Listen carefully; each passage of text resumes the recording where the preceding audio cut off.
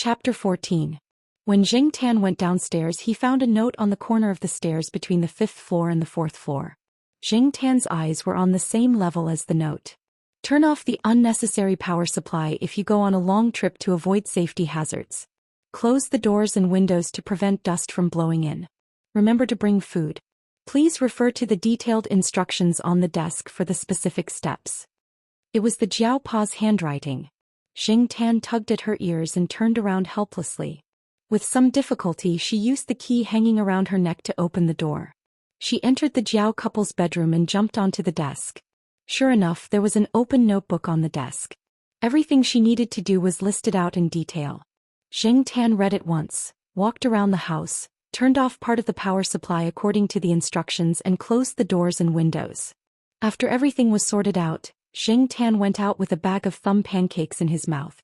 He swiped the access card and went to a sycamore tree next to the cement road in the East Side family compound. He climbed up the tree. There was a fist-sized hole on the 3rd branch. Jing Tan put the key and access card in the hole, and then grabbed 2 leaves to cover the hole. Generally, there were few birds on the trees near the road in the East Side family compound, including the stupid parrot. As for the other cats, they rarely climbed trees here. If they did, they would climb the trees in the woods, not the cement road. Therefore, Jing Tan was relieved to leave the things here. After all, he couldn't go on a long trip with the access card and house key marked as a pet. It would be too inconvenient. Besides, it would be even more troublesome if he was caught doing something bad. After putting the things away, Jing Tan went to the bushes next to the East Garden supermarket and waited for the opportunity to get into the car. The delivery driver was helping to unload the goods. After the last box was loaded, the driver leaned against the door and smoked. He turned his head and saw Jing Tan squatting in the bushes. Next to him was a bag of thumb pancakes that children often ate. "Yo, Black Charcoal, are you going out to play again today?" The delivery driver recognized Jing Tan. He was very familiar with this scene. The only difference was that the cat was carrying a bag of biscuits. Was it preparing to go on a long trip?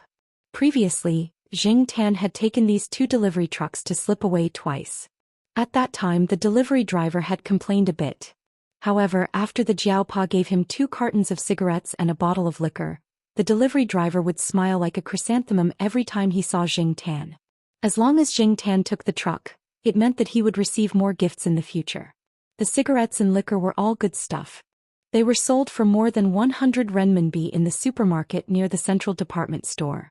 Jing Tan stretched himself and jumped into the back of the truck with the thumb pancake in his mouth. He waited for the driver to settle the bill with the supermarket owner and leave. There was nothing else in the truck today, so it was very clean. "Black Charcoal, today's goods have been delivered. I'm not going to the central department store. I'm going straight home. I'm not going through the east gate. I'm going through the back gate of the 2nd north gate." Jing Tan had taken a walk around the central department store the previous 2 times. It was 2 stops away from the east gate of the family compound. It would take about 20 minutes for people to walk there, but the tall buildings of Tsinghua University could be seen clearly from the central department store. The school was very big. It would take a few stops to walk from one end of the school to the other. The delivery driver was just saying. He didn't expect a cat to understand what he said. All he could do was to give the black cat a ride. As for where the cat was going, he didn't care. When it was almost 6 o'clock, the goods in the Dongyuan supermarket were all accounted for. The bill was also settled. The delivery driver called Jing Tan and drove the truck to the 2nd north gate. The sunset had turned orange and was about to fall below the horizon. At the north gate of the cafeteria, students were walking in and out. The last class had just ended. They were talking and laughing about the day's events. The truck passed by the north gate cafeteria. Jing Tan, who was squatting in the shadow of the truck, looked at them. He thought about his past and suddenly felt sad. Before he came here, he was also a 3rd-year student. When the small truck reached the fork in the road near the North District cafeteria, Jing Tan saw a young lad wearing a white uniform riding a 28-year-old bicycle towards the North District cafeteria. If you ignored the words, Tsinghua University North Gate Cafeteria, printed on the left chest of his uniform, other people might think he came from a laboratory. The surrounding people were the future elites of the motherland.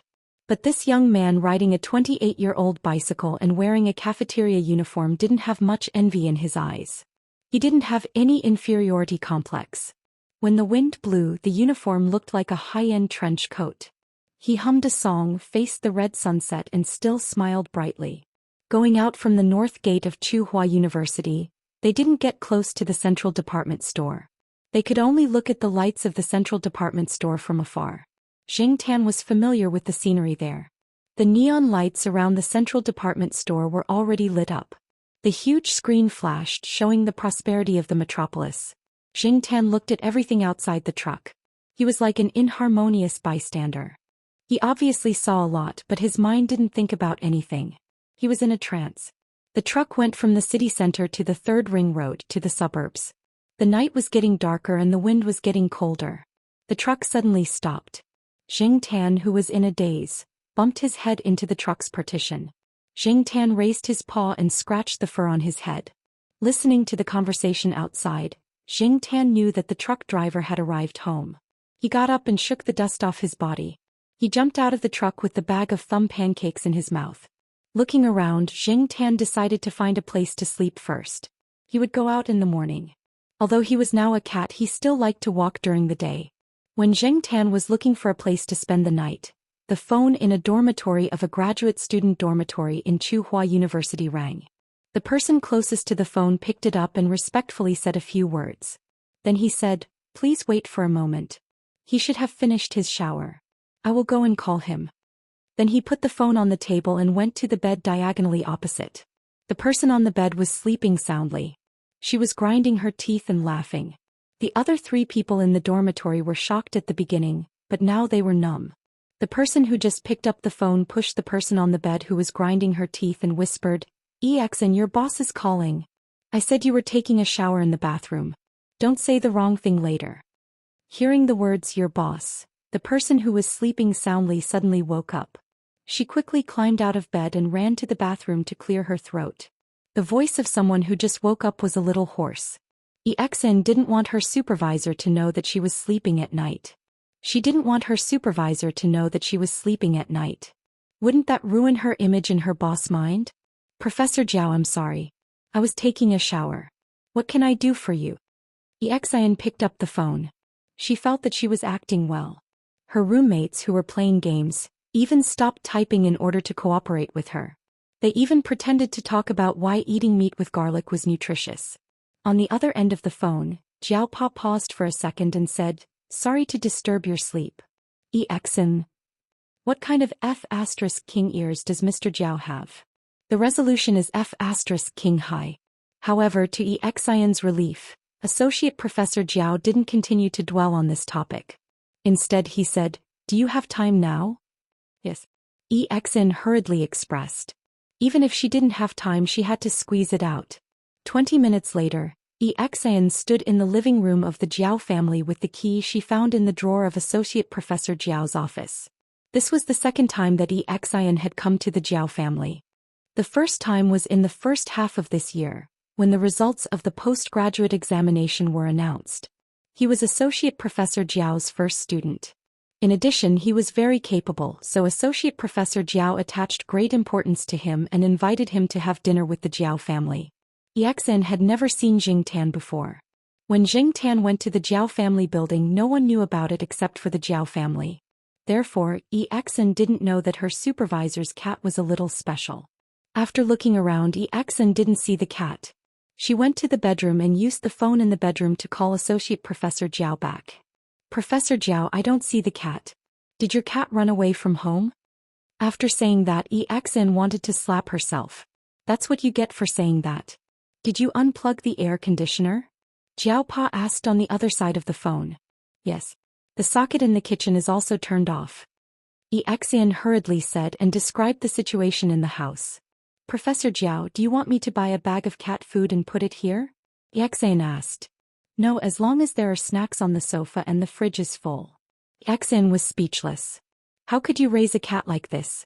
Come over every day and use my home phone to call me. As for your work summary, you don't have to report it this week." Hearing that she didn't need to report the progress of the experiment, EXN was relieved. The experiment hadn't been going well these days, so there was nothing to report. "Okay, don't worry. I'll come over every day at this time." On the train, Jiao Pa put his phone back in his pocket and looked at the night outside the window.